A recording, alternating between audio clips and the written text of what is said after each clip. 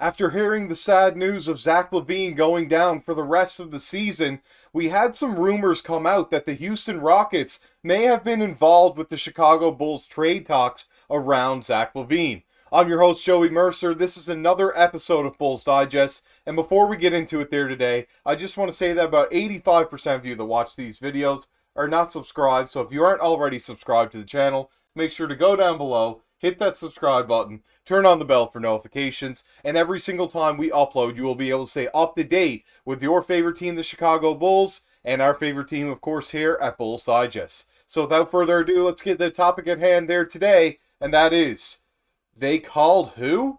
And that's true. I mean, it's very interesting to see that the Rockets were the team that the Bulls really inquired about a Zach LaVine trade, looking to go in a different direction, but not really when you really look at it. They inquired about Jalen Green from the Houston Rockets, and when you think about it, Jalen Green and Zach LaVine are a very similar player.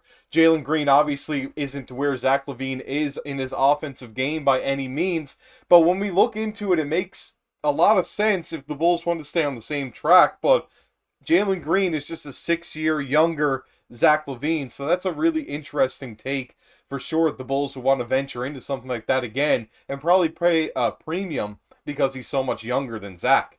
This one we saw a tweet come from Chicago Bulls Central saying rumors. The Chicago Bulls reportedly reached out to Houston to inquire whether they would be interested in a deal for Zach LaVine that would center around Jalen Green, per Jake Fisher of Yahoo Sports.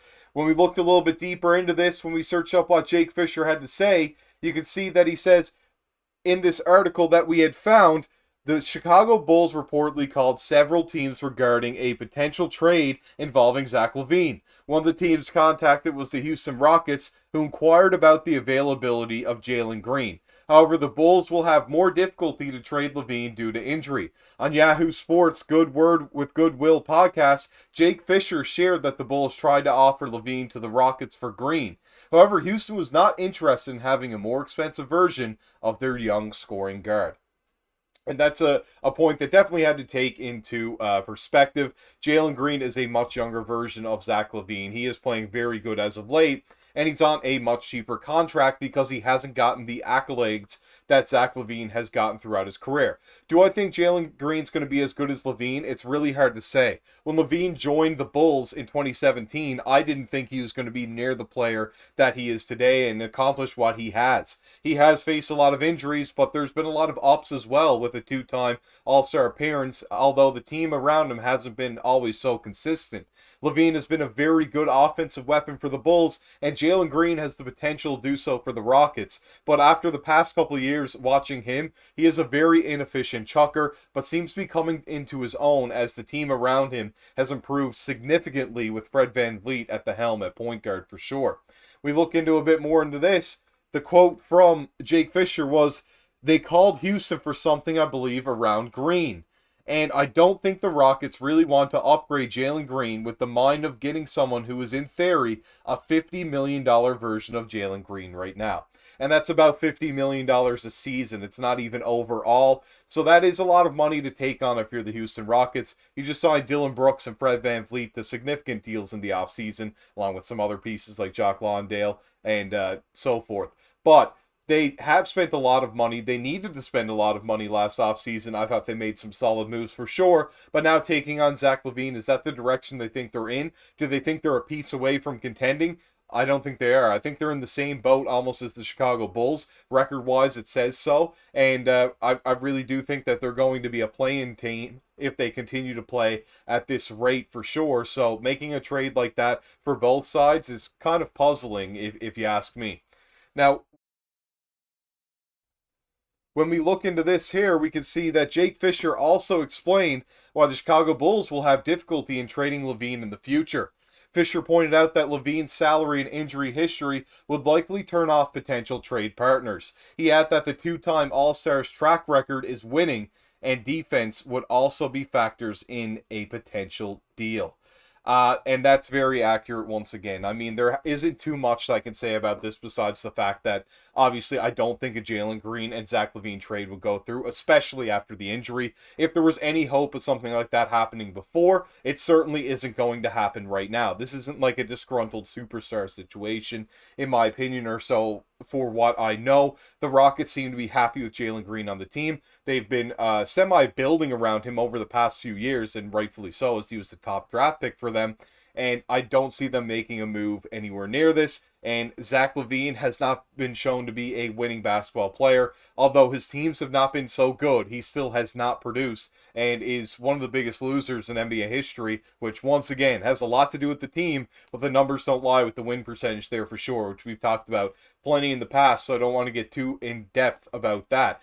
But we can also see for sure the defense is not so great. There are some footage, if you like eye tests at all, a little bit out there. The defensive metrics aren't so great on him. On ball, he's been not average, but a little bit below. But off ball, he's been just about the worst in the NBA. The worst defender right now in the NBA, if you're wondering for comparison, is Trae Young. He's quite a notch below Zach LaVine for sure. But LaVine is definitely in the top 20 bottom perimeter defenders in the entire NBA. And that's not something that he wants to be in by any means, but that's where he finds himself for sure. The last thing that we saw in this article was LaVine is in his second season of a 5-year, $215 million deal signed in the summer of 2022. He has a player option for the 2026-27 season, but is set to earn $43 million and $45 million in the next 2 years, respectively. Apart from the Rockets, LaVine has also been linked to the Atlanta Hawks, LA Lakers, and Detroit Pistons. Fisher believes the Bulls will have to attach assets to LaVine for teams to pique their interest in acquiring him. And, I mean, I don't think a deal to the Hawks is going to happen. We haven't gotten too in-depth of something like that. We talked about a DeJounte Murray swap. I don't think anything like that's going to happen by any means now with the injury. The Lakers are pretty well out. It seems like they're not going to make any major moves, maybe very minor, if not any moves at all for that matter by deadline is what they've come out and said today. Actually, it doesn't seem like Pelinka's really moving the needle over there and making some heavy moves. But when we look into the Detroit Pistons, that seems like something that could still happen because they are definitely not a team that's anywhere near a playoff spot. They could take the rest of the season to kind of let Zach LaVine heal. It wouldn't hurt that team. It would help his development with his injury, being accustomed to that, kind of getting back on the court, take his time with that, come back stronger for them where he's still under contract. And if they wanted to take on a venture like that, it would make a whole lot of sense to me. That's the one team in the NBA that I still think that there's hope for Zach LaVine to be traded to if he gets traded at all at this point, which I hold out hope for because the injuries and the contract, they're not looking so great when they clash together. This has been your host, Joey Mercer, though, and I hope that you all enjoyed the video there today. We got another one coming later on tonight. I hope you enjoyed that one as well, so I'll see you back there for that one. Make sure if you did like the video, go down, hit that like button, comment on the video, subscribe to the channel, and I'll see you all in the next one.